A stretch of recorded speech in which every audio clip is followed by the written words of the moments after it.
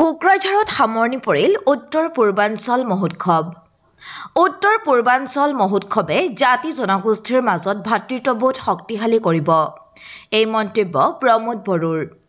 যোৱা 23 জানুৱাৰীৰ পৰা দুদিনীয়া কাৰ্যসূচীৰে কোকৰাঝাৰৰ বডোফা সাংস্কৃতিক প্ৰকল্পত আৰম্ভ হোৱা উত্তৰ পূৰ্বাঞ্চল মহোৎসৱৰ 24 জানুৱাৰীৰ নিশা সামৰণি পৰে।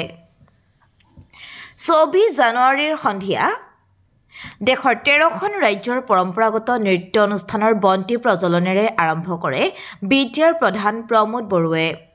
কালাৰ্ছ অফ ইণ্ডিয়া শীৰ্ষক লোকনৃত্য অনুষ্ঠানত 13খন ৰাজ্যৰ সাংস্কৃতিক দলে প্ৰদৰ্শন কৰা নৃত্যই ৰিপিট।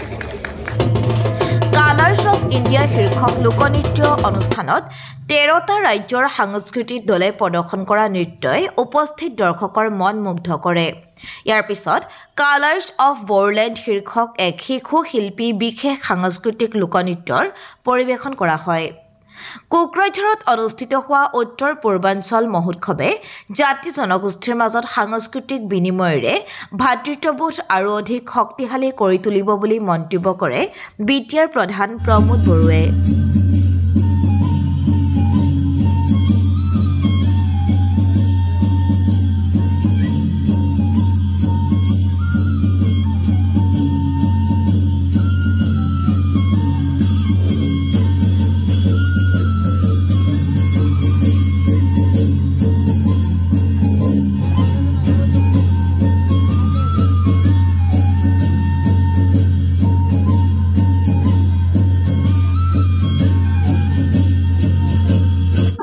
নৰ্থ-ইষ্ট ফেষ্টিভেল ইয়াত হৈ আছে।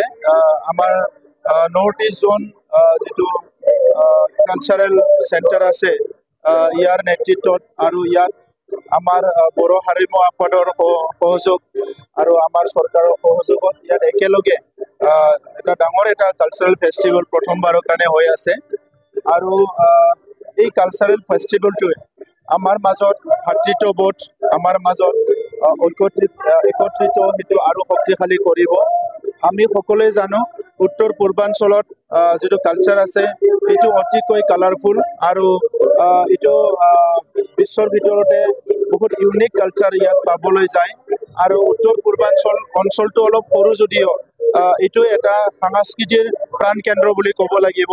আৰু সেইটোকে সজ্জিত কৰাৰ কাৰণে আমাৰ ডক্টৰ প্ৰসন্ন গগৈ ডাঙৰীয়া নৰ্থ ইষ্টৰ ডাইৰেক্টৰ তেখেতৰ নেতৃত্বত এই গোটেইখিনি কালচাৰটো পুনৰ জীৱিত কৰি এই গোটেইখিনি কালচাৰটো আগুৱাই নিয়াৰ কাৰণে বহুতখিনি কাম কৰা হৈছে। আমি বিটিআৰত আজি শান্তি পৰিৱেশ অহাৰ পিছত প্ৰথমবাৰ এনেকুৱা এটা ডাঙৰ প্ৰগ্ৰাম ইয়াতে পাবলৈ সক্ষম হৈছোঁ। এইটো আমাৰ কাৰণে ডাঙৰ এটা এচিভমেণ্ট আৰু ইয়াৰ কাৰণে মই নৰ্থ ইষ্ট জোন যিটো কালচাৰেল ডাইৰেক্টৰেট আছে কালচাৰেল চেণ্টাৰ মই তেখেতসকলক ধন্যবাদ জনাইছোঁ। আৰু ইয়াৰ দ্বাৰা আমি এটা জনগোষ্ঠীয়ে আনটো জনগোষ্ঠীৰ সংস্কৃতি যিটো জনাটো অত্যন্ত দৰকাৰ এটা ভাৰতবাসী হিচাপে এইটো আমি জানিবলৈ এটা সুযোগ পাইছোঁ। আৰু অনাগত দিনত এনেকুৱা সাংস্কৃতিক প্ৰগ্ৰাম বিটিআৰ অঞ্চলত আৰু পুনৰ আয়োজন কৰিবলৈ মই আমাৰ ডাইৰেক্টৰ অনুৰোধ কৰিছোঁ। আমাৰ তাৰ পৰা পূৰ্ণ সহযোগ থাকিব, কাৰণ আমি যিটো গোটেই ভাৰতীয় মানুহ হিচাপে ভাৰতীয় সংস্কৃতিটো জনাটো আমাৰ সকলোৰ কাৰণে দৰকাৰ।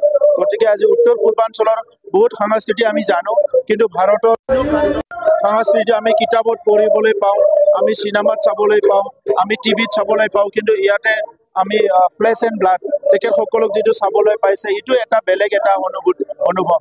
তো সেইকাৰণে আমি এইটো এনজয় কৰিছোঁ আৰু এইটো এটা সফলভাৱে আয়োজন কৰাৰ কাৰণে মই সকলোকে ধন্যবাদ জনাইছোঁ।